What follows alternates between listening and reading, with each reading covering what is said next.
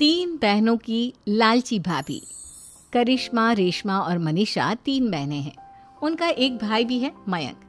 मयंक अपनी बहनों को बहुत प्यार करता है, लेकिन मयंक की पत्नी सविता इस मामले में मयंक से बिल्कुल ही अलग है। वो अपनी ननदों का जितना बुरा कर सकती है उतना बुरा करती ही रहती है। मुझे इस शादी को रोकना होगा। अगले दिन सभी लड़के वालों के स्वागत की तैयारी करने में लगे होते हैं। तभी मयंक अपनी बहनों से आकर कहता है, तैयार हो गई तुम दोनों? देखो, दोनों लड़के बहुत अच्छे हैं। मैं कोई कसर नहीं छोड़ना चाहता, इसलिए तुम उनके सामने अच्छे से बिहेव करना और अपनी भाभी से लड़ने मत लग जाना। करिश्मा, तुम वो नेकलेस पहन लो ना, जो मैं तुम्हारे लिए लाया था। भैया, मैं बहुत देर से वो नेकलेस ढूंढ रही हूँ, लेकिन मुझे मिल ही नहीं रहा। क्या? तुमने नेकलेस खो दिया? तुम्हें पता भी है वो कितना महंगा था? तुम कोई काम ढंग से नहीं कर सकती। मयंक गुस्से में वहां से चला जाता है। थोड़ी देर बाद लड़के वाले भी आ जाते हैं। वो दोनों बहनों को पसंद कर लेते हैं और रिश्ता पक्का हो जाता है। लेकिन सविता के दिमाग में तो कुछ और ही खिचड़ी पक रही थी।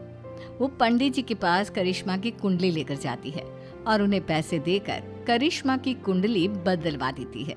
जब लड़के वालों के पास करिश्मा की कुंडली जाती है तो वो दुर्गा को फोन करते हैं।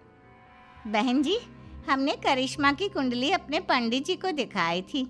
आपकी बेटी की कुंडली नहीं बल्कि दोषों का पिटारा है। देखिए, मैं और मेरे पति इन सब बातों में बहुत विश्वास करते हैं, इसलिए हम आपकी बेटी से अपने बेटे की शादी नहीं करा सकते। इस तरह करिश्मा का रिश्ता टूट जाता है और सभी घर वालों को बहुत दुख होता है। अब कविता सोचती है, चलो, करिश्मा का तो रिश्ता टूट गया, अब रेशमा का भी रिश्ता तोड़ना है। क्या करूं? अब सविता आवाज बदलकर किसी अननोन नंबर से रेशमा के होने वाले ससुराल में फोन करती है।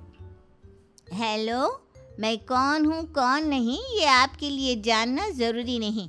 बस इतना सुन लो कि रेशमा का 2 साल से किसी के साथ अफेयर चल रहा है। बस रेशमा का रिश्ता तोड़वाने के लिए सविता का इतना कहना काफी था। अब रेशमा का भी रिश्ता टूट गया। मयंक और दुर्गा देवी ने रेशमा को खूब खरी खोटी सुनाई और उससे बार बार उस लड़के के बारे में पूछने लगी। आप दोनों मुझे क्यों परेशान कर रहे हो? अरे कोई लड़का होगा मेरी लाइफ में तो मैं बताऊंगी ना। जब कोई है ही नहीं तो कहाँ से लाऊं मैं कोई लड़का?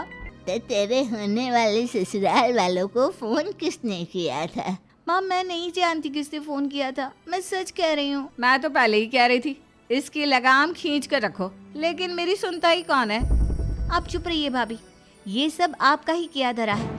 अब तीनों बहनों को विश्वास हो जाता है कि ये सब उनकी भाभी ही कर रही है। तीनों बहनें अपनी भाभी को सबक सिखाने के लिए एक वकील कर लेती है और घर में हिस्सा मांगना। देखो भैया, माँ बाप की जायदाद में जितना बेटों का हक होता है उतना ही बेटियों का, इसलिए इस घर के 4 हिस्से होंगे और हमें अपना हिस्सा चाहिए। मैंने तुम्हारे लिए क्या क्या नहीं किया और तुम इस घर में हिस्सा मांग रही हो? भैया, आप और माँ हम बहनों की कोई बात नहीं सुनते हो और भाभी हमारी शादी नहीं होने देगी, क्योंकि उन्हें लगता है कि आप हमारी शादी में ज्यादा पैसा लगाओगे और उन्हें हम जैसी फ्री की नौकरानी कहाँ मिलेगी। तो हम भाभी के साथ तो रह नहीं सकते, हम बहनों को अपना हिस्सा चाहिए। अरे तुम्हें शर्म आनी चाहिए अपने भाभी पर ऐसा इल्जाम लगाते हुए। वो तुम्हारे बारे में कितना सोचती है। हाँ माँ, भाभी हमारे बारे में बहुत सोचती है। दिन रात बस यही सोचती रहती है कि किस तरह से अपनी तीनों ननदों को परेशान करूं, और कभी मुझे पढ़ने भी नहीं देती। दोनों बहनों का रिश्ता भी तो इन्होंने ही तोड़वाया है और रात में हमारे कमरे में आकर हमारी चीजें भी चुराती हैं। इसी तरह सविता की तीनों ननदें अपनी बात पर अड़ी रही। अब कोर्ट में तारीख भी शुरू हो गई। जब सविता को लगा कि उसकी तीनों ननद इतनी आसानी से नहीं मानने वाली, तो उसने अपने पति और सास को सारी सच्चाई बता दी और अपनी तीनों ननद से माफी मांगी। मयंक और दुर्गा को भी अपनी गलती का एहसास हो गया। अब सविता खुद करिश्मा और रेशमा के लिए अच्छा रिश्ता ढूंढती है और उनकी शादी करवाती है।